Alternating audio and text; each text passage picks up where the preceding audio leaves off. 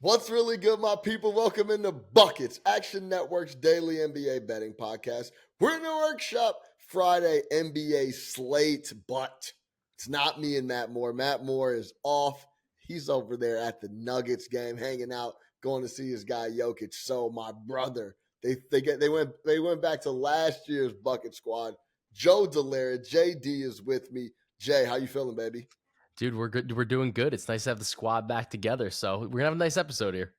Yeah, we got a lot to talk about. Of course, we're going to give you our best bets for the Friday NBA slate. Then we're going to talk about NBA Rookie of the Year. That board is very interesting. It flipped on its head last night, coming off of Victor Wembanyama's massive game versus the Lakers. We'll also talk about some fringe teams that are potentially right around that even money mark to make the playoffs. The Golden State Warriors, the Pelicans. We'll talk a little Chicago Bulls as well. Don't forget it. We're presented by BetMGM, the king of sportsbooks. Also, don't forget, go download the Action Network app. Anything you need to know about sports betting is in that app. Bowl season is here on the college football side. NFL's closing up. NFL Week 15. We're going into the playoffs. Of course, the daily NBA stuff is all there. Joe Delara is always writing, always giving out picks. Go follow us, the rest of the guys, and download the Action Network app. All right, you guys know the routine. We give the cap, we give our best bets, we give the cap, and we get out of here, and we'll talk a little futures before we let you guys go. Joe Delara, JD, the family man, the suburb man, the new house man, got everything going. What are you looking at for the Friday NBA slate? It's a great intro there, man. We got the Knicks plus 5.5. We got Julius Randle over 8.5 boards. Jabari Smith over 12.5 points, and Wemby over 2.5 blocks. That'll round out this slate for now. Yeah, I love it. You know, Joe Delara was going to come with multiple plays for the people on a Friday. I got one, and I'm going to San Antonio I'm going to San Antonio for Spurs, Lakers. I'm going to go Keldon Johnson over 24.5 points plus rebounds. All right, JD, Joe Delara, I'm coming right back to you. Talk to me about the Knicks. We'll start there in Phoenix, catching 5.5. Dude, like you and I both like I love my Knicks, and I try to not be biased here, but the 5.5 seems too much. Like I texted you before we recorded, I was like, this line's a lot for me right now. Look, obviously the Knicks, they miss Mitchell Robinson. Mitchell Robinson is instrumental to this team's success in terms of their offense, their defense, with offensive rebounds, what he can do on the glass. But I think that in this particular matchup, I'm not as worried about Mitch, just because I don't think that Nurk is the type of center that can really take full advantage of the fact that Mitchell Robinson might not be there. We've got Jericho Sims in the starting lineup, as looks like the way Tibbs wants to go, and we continue to bring Isaiah Hartenstein off the bench, which I like. I like that he's kind of continued to excel in that role. I like keeping him there. But when I look at this for the full season, obviously there's no Mitch, so this number is a little bit impacted. But in terms of adjusted net rating, Knicks are plus 2.2. The Suns are plus 1.4. Phoenix has had a variety of guys in and out, in and out, in and out. But I think that speaks to the continuity of this team. And Phoenix, they really have not had a ton of minutes together. And they looked pretty good, but they also still got pushed like right to the brink, and they pushed on the opener against the Warriors on that meaningless bucket at the end. But look, I don't think the Warriors are that good. So like even though the lineup of their big three, like the minutes that Beal, Booker, and Durant shared on the floor, they were plus 30 in terms of their like 100-point like net rating type of deal. I'm skeptical because I don't think that the Warriors are that good. And Draymond Green got ejected in that game, so there's a lot going on there, right? But I think that for the Knicks, part of why I like this matchup is they can just, I think, really like eviscerate what the Suns do defensively here. Phoenix is not necessarily a great defensive team over the course of the season. Bradley Beal's not making that any better. So I think the Knicks are going to be able to take advantage of that. You have Brunson, who can slice and dice this defense up, and Julius Randle has looked great. And it kind of goes into the one prop play that I've got of Randle over 8.5 boards. He's hit this in 75% of games without Mitchell Robinson over the last two seasons, averaging 10.1 rebounds per game. You can get a double-double at plus money here too. I really like this spot for him, in part because he's been attacking the rack and like he's really been driving to the cup a lot more lately. And I think that gives him an opportunity to get a couple more of those like like offensive boards or like some little cheap ones too. So I do really like that. And Phoenix takes so many mid-range shots. That rebound is going to bounce right in his wheelhouse, like if he's chilling out in the paint. So I like Randall over 8.5 boards, and I like the Knicks to keep it close at the plus 5.5. Yeah, I like it. The Knicks are coming off 3 of 4 losses. They're coming off a bad loss versus Utah. The Beal, Booker, KD triple threat finally showed up, but Beal is still working his way in. He was a minus 11 in that game versus the Nets. So this is a good spot for the Knicks to compete and at least keep it close. I would look at the first half before the full game here, but I do think it's going to be a tight game. I do want to talk about Julius Randle and what he's been doing because, Delaire, you hit it on the head. Forget about all that hanging out on the perimeter, getting jump shots up. Julius Randle has been absolutely attacking the rim and having tons of success. Listen to some of these attempts and numbers for Julius Randle versus Utah the other night in a L, but he's 14 of 23, 61% from the floor. In the W versus the Raptors, 14 of 21. And these are all with minimal three-point shots attempted.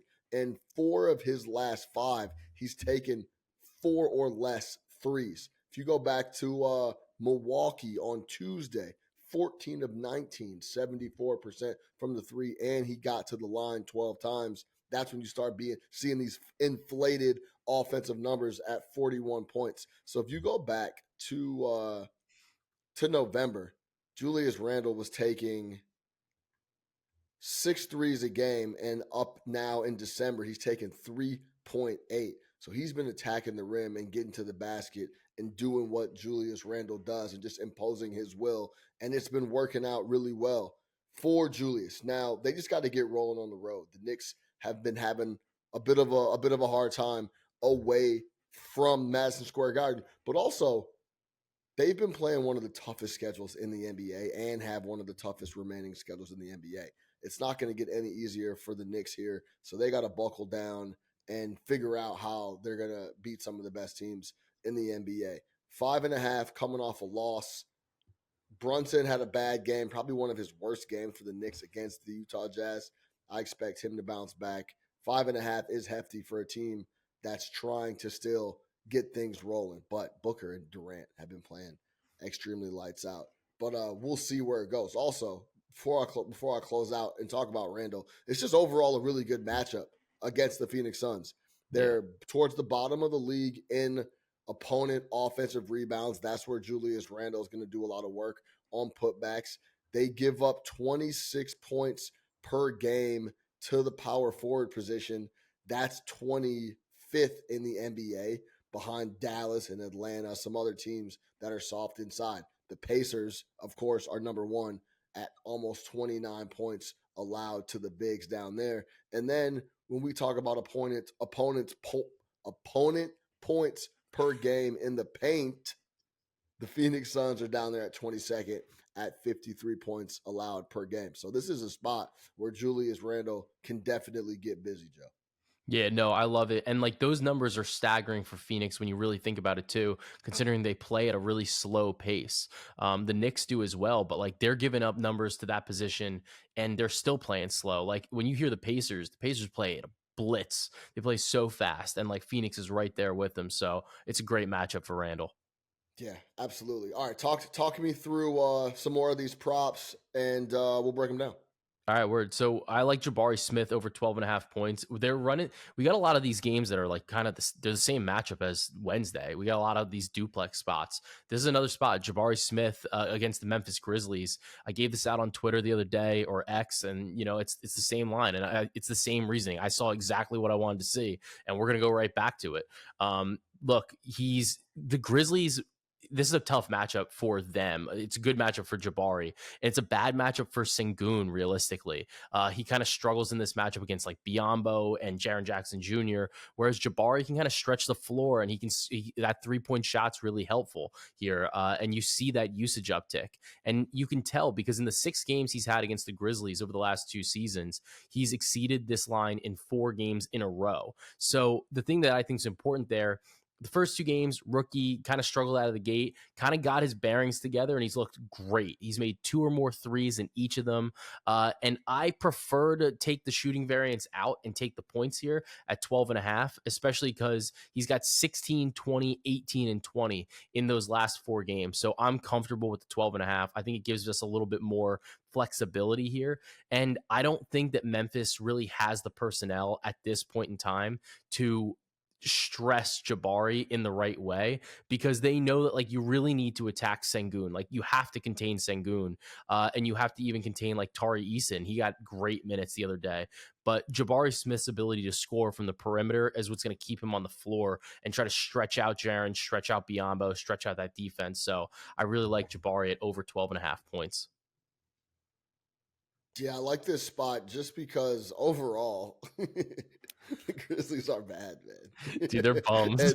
and I really like looking at player props and specific players coming off of really good games against the same opponent. Yep. Because just like you're thinking, I just saw this matchup last night. Yeah. What's going to be different here? I don't see what would change.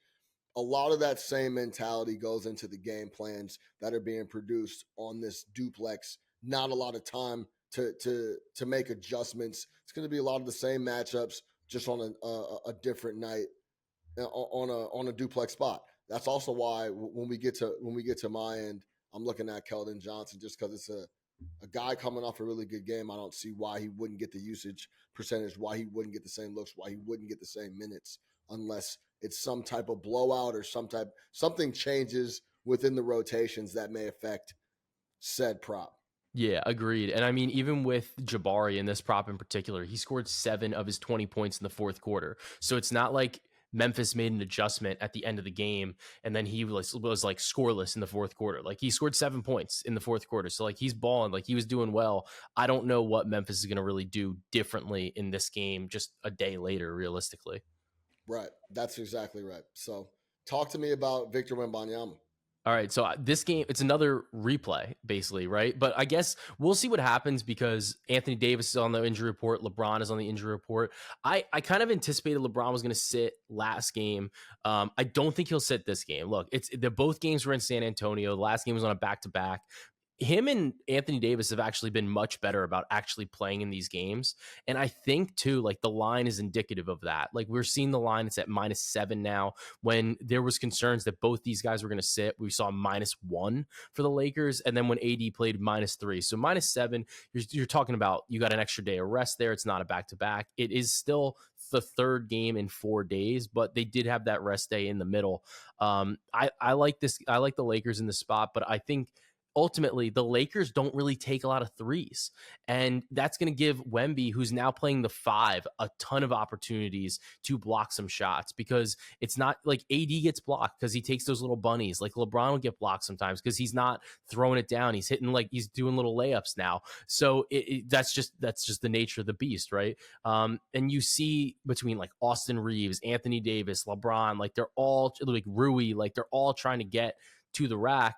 And this is a great spot for Wemby. He had 6 blocks last game, 6. And he's gone over this in 7 of his last 10. And he's averaging 3.9 blocks per game over the stretch. Like the number is just, I just don't think it's adjusted properly to him playing the 5, because without Zach Collins in there, he's really manning the interior. He's so long that like guys think they're past him, and they're just not. Like, and it's hard for people. Like, you can't like, look, I'm not the best actual player. Like, I'm a hustle guy. I'm a good rebounder. Like, but you know, like you think sometimes like you're driving the rack, like you got you're trying to get that layup in, like you're on a fast break. You think that you beat everybody, and you did not beat him because he's got like an extra foot of wingspan, and that's what it is. He's just getting these blocks like just because he's long, and the 2.5 is just too low. Like I think this should be 3.5 plus money. I don't mind taking a little bit of an alt here as well. And even if you wanted to pivot to stocks, if that's like your thing, he had 9 last game, which is insane, just an insane number of stocks. So he's been awesome. He's really fun to watch. And same matchup. I think the Lakers try to attack him a lot. So give me 2.5 blocks. Yeah, and the confidence to contest is going to be there. It's like I Yeah. just saw these guys. I was eating them up. I Yeah. was all over the place. My hands were on the rock more times than not. 9 stocks is ridiculous. So the confidence to contest and kind of get more involved is going to be there without question. Yeah, I like this Wemby look, and we'll get to more Wemby when we get to the Rookie of the Year. Since we are touching on the Lakers Spurs, I'm going to go ahead and jump into my play. I'm going to talk about Keldon Johnson, official, over 24.5 points plus rebounds. Like we've been talking about, this is back-to-back games for the same guys. Lakers are in San Antonio here, coming off an awesome game against them in the first spot of the duplex Wednesday night. 28 points, 8 assists, 5 rebounds, 10 of 14 from the floor, 4 of 4 from 3. Did this being fourth in usage as fourth of the starters in usage for the Spurs at 17.9%. But he led the team in minutes. So coming off a sensational game shooting from the floor, 28 points. They scored 45 points in the fourth quarter, almost came all the way back, ended up losing that game by 3 points. Keldon Johnson at home shoots 6.4 threes a game, and on the road, it's significantly less, like around 4.5. In 6 of his last 8 games at home, he's at 7+ attempts. So the volume's going to be there on the offensive end, and coming off a really good game where he got busy against the Lakers, I don't see why that usage and those numbers and those looks wouldn't go up, if anything. The reason I'm going points plus rebounds is because he's shown that he can play make, but he's also shown that he can clean the glass quite a bit. 7+ rebounds in 5 of 8 games. If you go back 10, 12 games deep, he has 4 like big time double doubles, 21 and 10, 22 and 11, 22 and 12, 22 and 10. So he's shown that if given the opportunity, he will board. And Joe Delaire just kind of opened up Pandora's box here a little bit on that. AD's on the injury report. He was on the injury report Wednesday coming in. He played. LeBron did not play. They were both on. Is it possible that him and LeBron had a little conversation like, yo, Bron, I'll play the front end of this San Antonio trip. You play the back end, and then we'll get out of here. I don't have any inside information, but that seems like a really interesting thing. And if AD is not going to be on the glass, I really like Keldon Johnson to clean up in a 6, 7+ spot. And then like 19 and 6, 20 and 6 gets us home and gets us to the window. Right now, I'm seeing in the market a Keldon Johnson over 5.5 rebounds at -130. I really like that at a big sports book, online sports book that is readily available. That's out there right now as we record this. Give me Keldon Johnson over 24.5 points plus rebounds. If you want to wait to see what happens with AD, I'm not sure that 5.5 rebounds will be around, but you still might be able to get a 24, 25.5 points plus rebounds. Give me Keldon Johnson, man. I really like this spot. What do you think, JD? Yeah, dude, I like it. I totally understand your cap. And I think that, his history has been pretty good, especially over the last 10 games. He's averaging 6.8. So like you said, he's got a couple big rebound games. And that's some of the variants that you like in those like combo markets where like the floor is like relatively stable, but then they have the upside in both categories. So I do like Right. it. I will say, I really do think that they both wind up playing. Like I think that LeBron and AD both play. They don't play again until Monday. Like they got some days off and they're going back home. So like they're going to be playing the Knicks. So like this might just be one of those games like they go, yo, let's just steamroll them early and then like rest the back half or something like that. But the line seems that way. But I think you really don't know, especially with the Lakers who always have their guys on the injury report.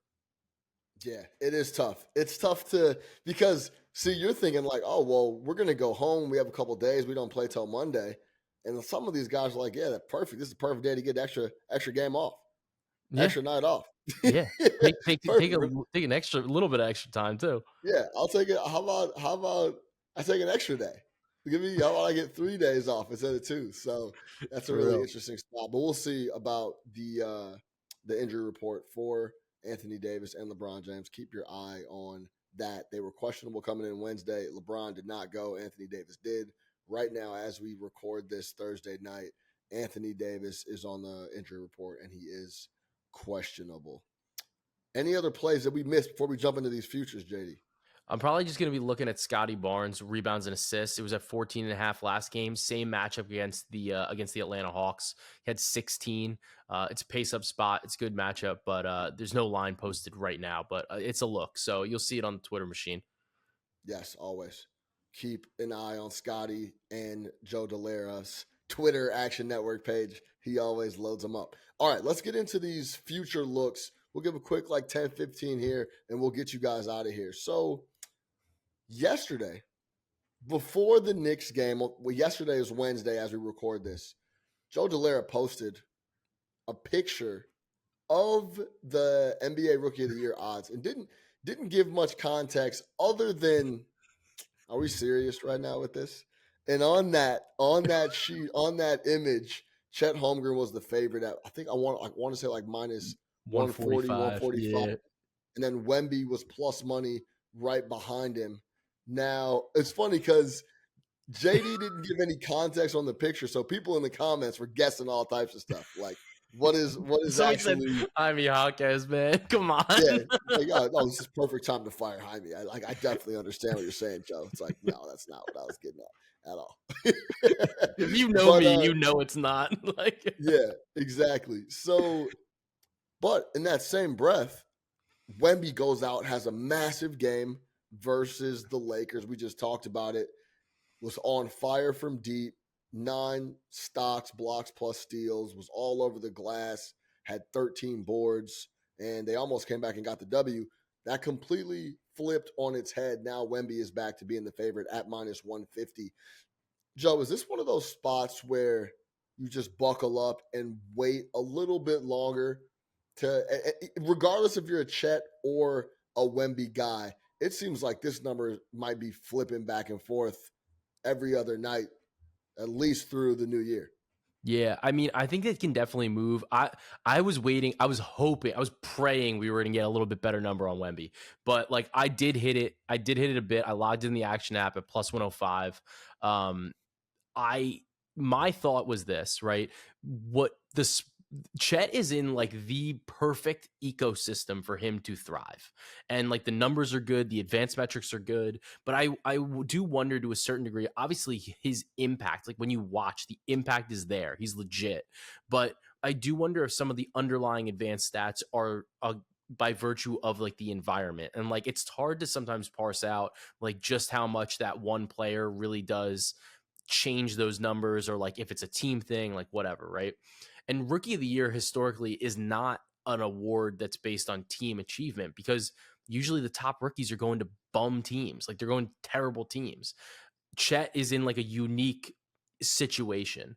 For Wemby, the situation is Pop has literally just said basically we're not trying to win, and he's just doing random things. The Sohan experiment was insane. I understood why he wanted to do it, but I think it was actually very detrimental to Wemby's development overall, the numbers that he was putting up. And on a counting spot, his numbers were better in every category than Chet. Literally every single category in their counting, he's more points, more rebounds, more blocks, everything. When I look at this now, seeing Wemby at the 5 and Sohan not running point, I think that we're starting to get to a scenario where this is better for Wemby. And I was like, that explosion just kind of happened to happen like right then and there, right? So it's like we didn't really get a chance to talk about it because we knew we were going to be podding today. But I do think that this line could bounce back and forth because it's just a little bit sticky. But I think at the end of the day, right, as much as Chet, like as good as Chet is, it does feel like it's Wemby's award to lose. So it's like when he does go out there and have that big night, like voters are going to remember those nights. Like those are huge, momentous nights, like where he's balling out against like the superstars in the league. And Chet's doing really good. He's doing that type of thing, but he's not dropping like 40 a game. Like that's not like you're not expecting that. Like it's not something that you're like, oh, like he could just do this. This is the future. It's like check and score, but like you're looking at more for him. It's like a good game's like 18 points, 9 boards, 3 blocks, and like a win. So I think that that's the difference between him and Wemby. I like, what do you think? Yeah, I mean, if we're going to talk about just lines, without question, throughout I think this is the thing. Chet's going to be really steady throughout the year. Yeah. Night in, night out. He's not going to be putting up really crazy type boxes like Wembanyama has the ability to, because first of all, he's going to get a lot more looks. The usage is going to be there. He essentially has a lot more free reign to do what he wants with the rock than Chet does. Chet's in like more of the ecosystem, the Shea Gilgeous-Alexander ecosystem, if we're being honest. Yeah, but yeah. he's a part of that. He's a part of that ecosystem. So the Chet's going to be steady. The only thing I do worry about Wembanyama is it's hard to it's just hard to equate what they're going to do and what they want to do, because it's going to get really ugly here in a couple months when they have 6 wins. They're so and bad. It's like let's just think big picture here, unless we're just going to run him out and play him regardless. That's where it gets a little spooky on what they decide to do, because Chet's going to be playing impactful big time games, and it might be a little more impactful because he's playing in a winning type of situation. But there's going to be games where, well, we just saw it, right? We went 2 weeks where Wemby was kind of mediocre to below level. And then he had one game and exploded. And it was almost like a reminder of like, hey, this is the next guy. We need to make this guy the favorite at minus 150. So it's going to be a little bit of a roller coaster. I just worry a bit that I don't know what Pop and San Antonio end up doing with him when it comes to their 6-45. Yeah, dude. It's real tough to determine that or like go into that. So I think like if you're trying to build a position, it's tough. Like when you're really looking at a scenario where there's 2 dudes that are consensus favorites, right? Like it's a 2-man race. And the thing about Rookie of the Year compared to all the other awards is there's no minutes limit or minutes require or games requirement. So like to me, I think the question that you have to ask is, if you're going to be betting anyone else, like any other rookie, do you really like what's the threshold number of games that either Chet or Wemby has to play to be eligible to win? Because I think it's like probably like 50, and we're about a quarter of the way there. We're about halfway to 50 now, right? Yeah. So it's like if those dudes if one of them plays 50 games, they're going to win. Like I don't see anything from these other rookies that like puts them on the same tier as what Chet and Wemby are doing right now. I think that the numbers on these other dudes are like reasonable, right? Like if you think about it, like if you can get, like Scoots like 300 to 1 again, which is like, come on, like some of these numbers are crazy, but it's like if Chet and Wemby both got hurt like in a week, they both got hurt, then it's like I wish I had a position on one of these other guys. But I think that you're really like betting on an injury, which is like like I don't love that, right? But I do think that like the numbers are wrong, because like when you look at the implied odds of like could this happen based on the numbers that you can get on some of these like really deep long shots, it's not that crazy to see that could happen. But like, do I want to throw full units on guys at like 300 to 1 when I think realistically it's a two-man race. Like, not really, but I think that if you wanted to try to like if you have positions on both Wemby and Chet at good numbers, like plus money numbers, because of the way the market's fluctuated, I don't hate like taking some of your guaranteed profit because you know one of them's going to win and sprinkling it on some of these other long shots, like a Scoot or like a Keontae George. Granted, Keontae George is hurt, so like, wait a minute, or like an Asar, like somebody like that that can just like really, really ball out or has looked really good, just in case you want to try to like insulate yourself, or if the numbers, if they're really good for the whole season and the numbers kind of come together and you start seeing the odds come together, where maybe like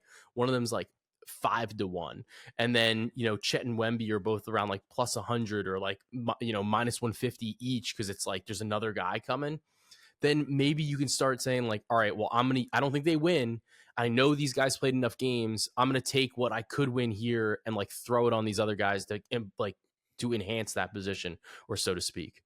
Yeah, Thompson in Detroit would be really interesting, but he's just in such a bad spot in Detroit, and his top tier part of his game is defense, and you're never going to win Rookie of the Year No, playing D. Like no, that's it's just not not going to fun. happen. It's just not fun. It's It's not like fun. you need to be blocking shots, Yeah, creating big numbers, but like, and yeah, also protecting the rim like Wembanyama is. But I'm really impressed with what he's been doing down in Detroit and on the defensive end. He locked up Tyrese Maxey the other night, played looks really, great. really well. Yeah. So I like his game. No, out of all the names you mentioned, Jaime is not one, just purely on the fact that I guess obviously there's Chet and Wembanyama, but Yeah. the price isn't right. I mean, dude, Brandon Miller is 250-1 out there. Like, he's a dude that like the Hornets aren't good, right? But like I said, Rookie of the Year doesn't really matter for that. So like, he's a dude, like, if you didn't have a position on him before, you have Chet and Wemby positions at good numbers. I really don't hate like throwing like 0.1. It's 250-1. Like, you could put Right. like 0.1 and win back 25. Like, that's the type of position that I want to be adding right now, because I think that if I don't think the number right now on Chet is good enough, because there's going to be a point, like if Wemby has like another like monster game in the next like week or two, it's going to move even more towards Wemby. And it took like the line was so sticky. It took so long to come where like Chet was favored, that like even then Wemby was still only like plus 105. So I think it's really tough there, but I don't mind adding a couple of these long shots at like 0.1 units if you know that you got locked in profit with Chet and Wemby already. Well said. Let's move over to make the playoffs. There's a couple really interesting teams that are right on the fringe that maybe we didn't expect to be on the fringe. The Pelicans were always on the fringe to start the year, but let's start with the Golden State Warriors. Draymond Green now suspended indefinitely. We'll see where that shakes and when he ends up coming back. But right now, for the Golden State Warriors to make the playoffs, you can get them in the market at plus 106. If you want the option of yes or no on the Golden State Warriors, you can get no at minus 140 for the Golden State Warriors to not make the playoffs. Klay Thompson has been playing really poorly. Wiggins has not been up to snuff. Steph is the only guy that has been the dynasty Golden State Warrior that's still playing up to par. Give me your thoughts on the Warriors, and would you print a ticket at the yes for plus money, or is the only way you could look at no here at minus 140? I mean, I think that I don't think I'd play. I wouldn't play a yes, and the reason I wouldn't play the yes is I think that the way the West is pretty stacked, right? So when you're looking at the yes, I think right now the West is like it's pretty loaded, right? You got the Wolves looking great, the Thunder looking great, the Nuggets looking great per usual. Dallas looks good. The Lakers look good. The Kings look good. The Clippers look better. Like, the Suns are in 10th. Like, the Warriors are in 11th. Like, when you look at the West, it's like you got to pass. If you want to put a yes ticket, I don't like the make the playoff ticket unless like I think they're going to be in the top 6, because otherwise you're in the play-in, and then like being in the play-in is not cashing that to make the playoffs ticket. You got to still win and get out of the play-in. So I don't like the variance there, especially for a team like the Warriors, where I just don't really buy them this year. I think the Draymond thing's interesting because I listened to you guys yesterday or today, like earlier today, and I know like AC like thinks it's better long term for the Warriors, right? And I get it, but at the same time, like I think that you're getting like further down the bench like more often, and maybe that's good for like some of the Kaminga development, the Porzingis development.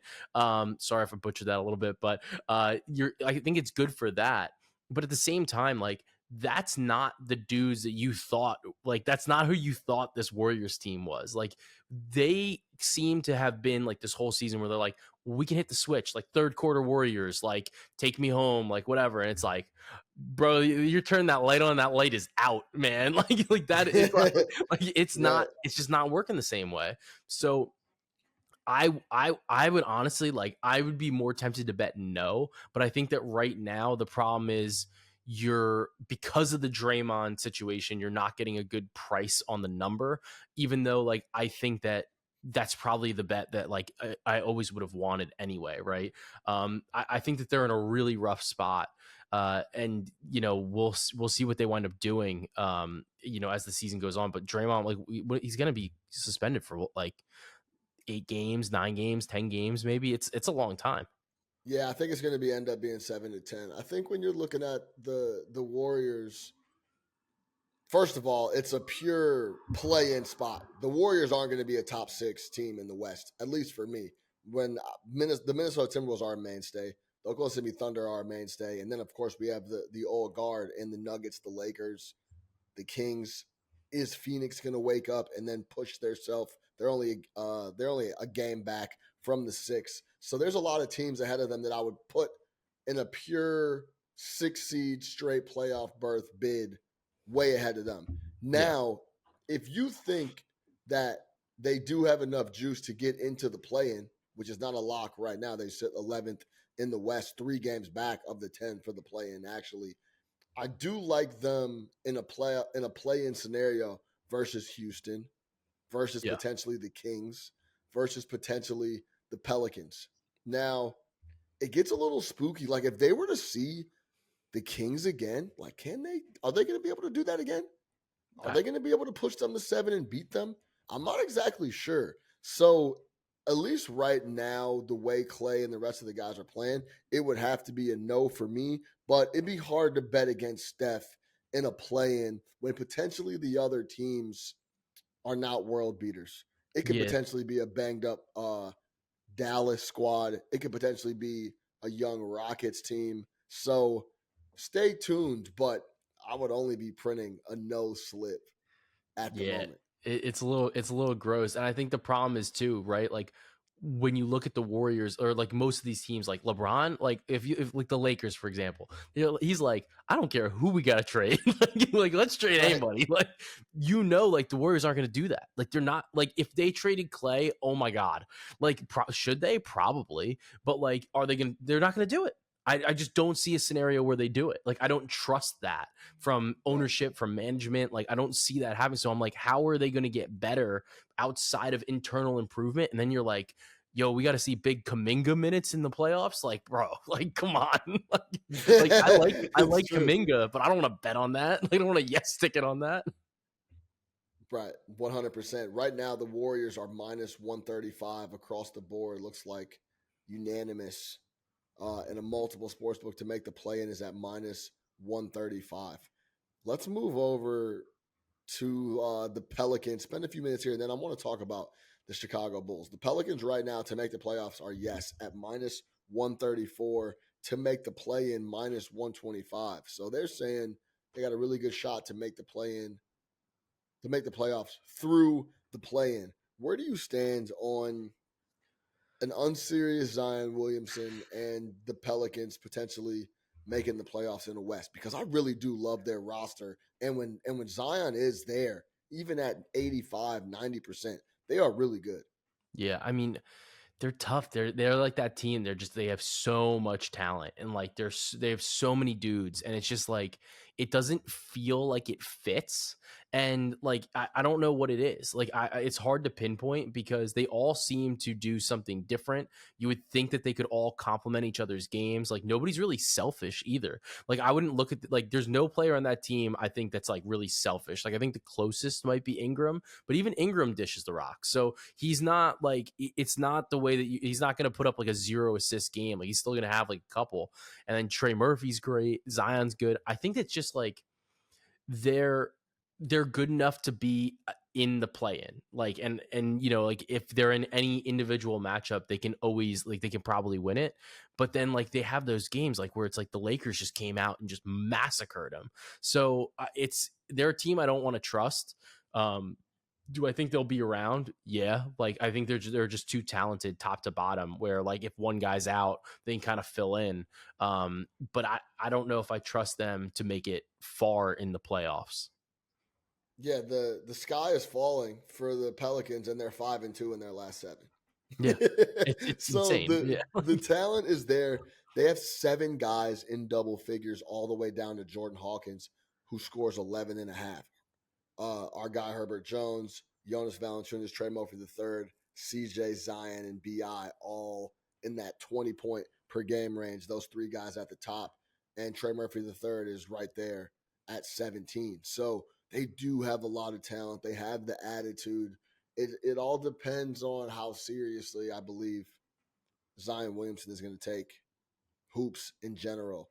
And it's similar to the same conversation we have all the time, every Yeah. week, about the Pelicans and Anthony Davis. We've seen it now. When Anthony Davis like is really when I was in Vegas for the NCAA tournament, when I saw him yelling during timeouts, I'm like, oh, this guy's really into it. It was funny because going into the game, I was actually talking to Big Waz, shout out my guy Big Waz at the Ringer, and we were like, is this a lose-lose for LeBron? And it was like, no, I think it's a lose-lose for Anthony Davis, because Really. no matter what happens here, if he shows up and has a monster game just exactly like he did, first thing that comes to mind is, where the fuck is this guy every night? And then if he doesn't show up, it's like, of course, AD didn't show up.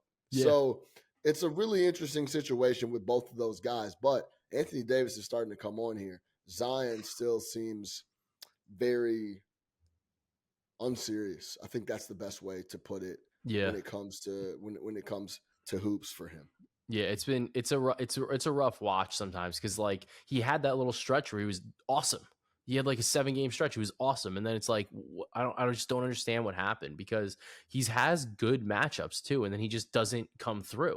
So you know, he's very frustrating. Like I don't ban players, but for like player prop betting anyway. But like he's a Yeah. guy that I just like. I'm like no, I'm not gonna do it. You Tough know, to trust. he's tough to trust, and it makes it tough to trust the Pelicans. Yeah, without question. Let's talk about the Chicago Bulls, Dude, no because Zach Levine, man. this is an absolute different basketball team without Zach Levine on the roster. Last 11 games without Zach Levine. Some of them are with Zach Levine, like 3 or 4, but still, top 10 offensive rating basketball team, something that I thought I would never say throughout the year. Kobe White has been playing absolutely lights out in December. He has been so good, so efficient. Mm-hmm. The pace is starting to pick up. The offense is, it's almost like we don't have to worry about getting this guy and keeping this guy happy in Zach Levine. We could just free flow and play ball. Ayo Dosunmu is running the floor.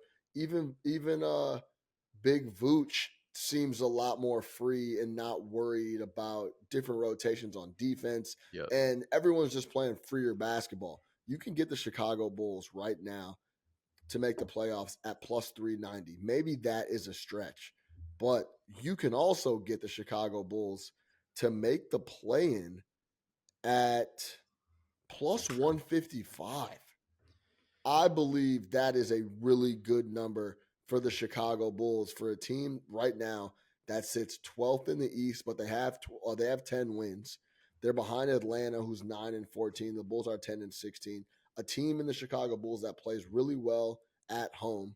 They struggle on the road like a lot of bad teams do, But this team, the last 10, is a lot different. 5-5 over that stretch. If you haven't been paying attention to the Bulls, they have been really good the last handful of games since Zach LaVine went to the bench. Now, the top 6 teams in the East are going to be mainstays, right? Boston, Milwaukee. I think Orlando is going to finish in the top Yeah, they 6. look legit. Philly, Indiana, can they hold on and continue to just try to blow people off the floor? We will see, but the Knicks are right there. But even that, right? So I'm already talking about, are these teams going to be able to hang around at the 5? And Yeah, then we have Miami, Brooklyn, Cleveland. Donovan Mitchell cannot wait to get out of bro, there. he's dying to get Toronto, out. he's dying to get out of that Dying. place. He cannot wait to get out of there. You could see it on his face. You could see it on a night-to-night basis. Toronto, what are they? What do they do? So I think at the plus 155 mark, that is a fair number.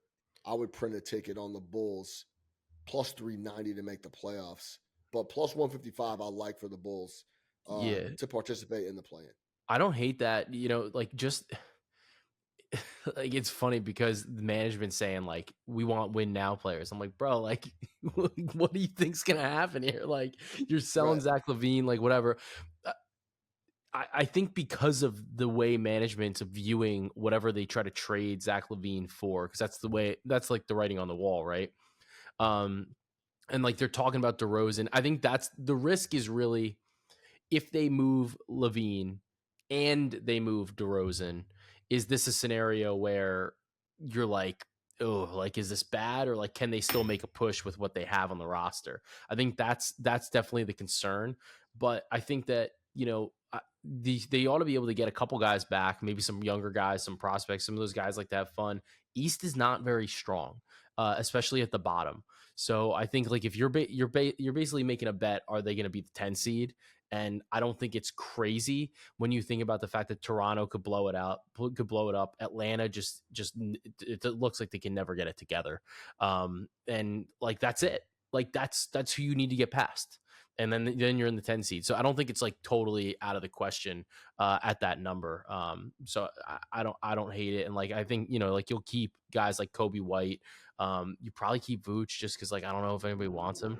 But like Yeah. that's kind of look And you're I mean, looking at. and if we're being honest, Vooch is not the best big, but he's also on a He's friendly fine. deal, like right around Yeah, 20 mil, right? I think So he's fine. it's not a Yeah, crazy dent, and he's been playing better without the team looks like a completely different team. It's yeah, such a massive indictment on Zach LaVine, what is going on with the Chicago Bulls right now. yeah, They are so happy to be playing basketball without having to figure out the mood swings and what Zach LaVine wants on a possession to possession basis, yeah, without question. So 100%. we'll leave buckets there. Friday edition. Joe Delaire with me, Sean Little. To recap, I am going with Keldon Johnson over 24.5 points plus rebounds for the Friday NBA best bet slate. Joe Delaire is going Knicks plus 5.5. Julius Randle over 8.5 boards. Jabari Smith over 12.5 points.